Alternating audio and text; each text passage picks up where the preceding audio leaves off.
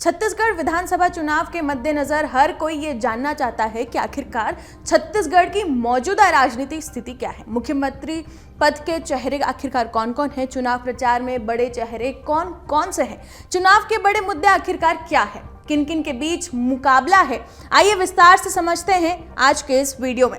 सबसे पहले बात करते हैं कि राज्य की मौजूदा राजनीतिक स्थिति क्या है। इस चुनाव में कांग्रेस के सामने सरकार बचाने की चुनौती है, तो वहीं बीजेपी एक बार फिर राज्य की सत्ता में आने की कोशिश करेगी। इस बीच बीजेपी ने छत्तीसगढ़ के लिए 21 उम्मीदवारों का ऐलान कर दिया है। इन सभी 21 सीटों पर इस वक्त कांग्रेस का कब्जा है। जानकारी के मुताबिक जल्द ही पार्टी उम्मीदवारों की दूसरी सूची भी जारी कर सकती है। तो वहीं आप ने 2 सूची जारी कर राज्य के 22 उम्मीदवार घोषित कर दिए हैं। सत्ताधारी कांग्रेस ने अब तक कोई भी सूची जारी नहीं की है। वर्तमान में छत्तीसगढ़ के सियासी समीकरण की बात करें तो इस वक्त 90 सदस्यीय विधानसभा में कांग्रेस के 71, तो बीजेपी के 14, जनता कांग्रेस छत्तीसगढ़ के 4 और बसपा का 1 विधायक है, जबकि 1 सीट फिलहाल खाली है।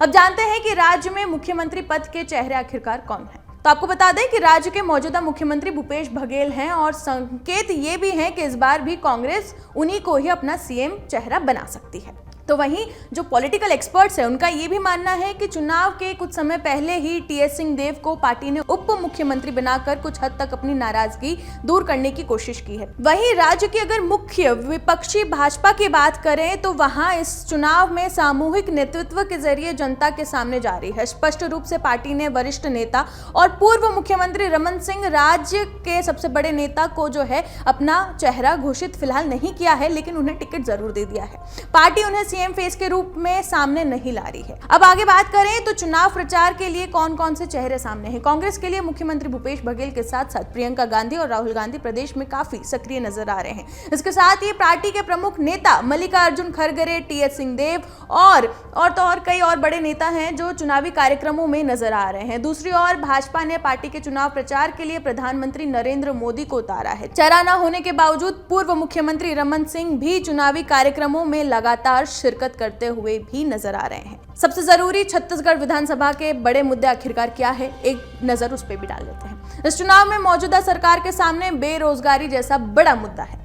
पिछले कुछ समय में प्रतियोगी परीक्षाओं में अनियमितताओं के आरोप लगे हैं। इस साल मार्च में घोषित छत्तीसगढ़ पीएससी की 2021 परीक्षा के परिणाम में बीजेपी के चयन सूची में भाई भतीजावाद का आरोप भी लगाया गया है।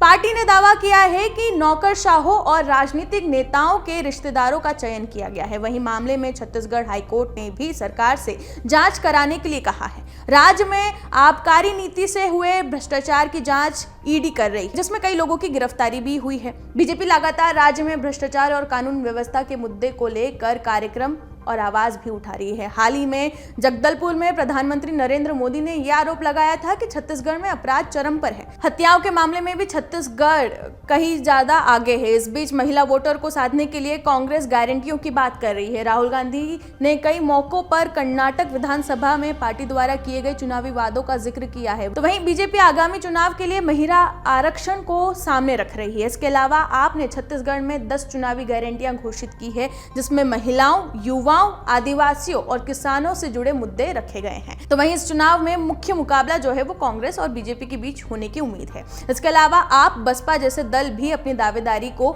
मजबूत करने में यहाँ पर लगे हुए हैं। अब ये रिपोर्ट आपको कैसी लगी हमें कमेंट सेक्शन में बताना बिल्कुल भी ना भूलें और इसी तरह की तमाम जानकारियों के लिए बने रहे हमारे चैनल के साथ।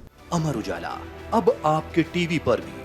अपने स्मार्ट टीवी पर यूट्यूब पर सर्च करें अमर उजाला, चैनल सब्सक्राइब करें और देखें ताज़ा खबरें, वो भी HD क्वालिटी में। और हाँ, बेल आइकन दबाना ना भूलें ताकि हर खबर हो आपके घर। अमर उजाला, निष्पक्ष, निर्भीक, निरंतर।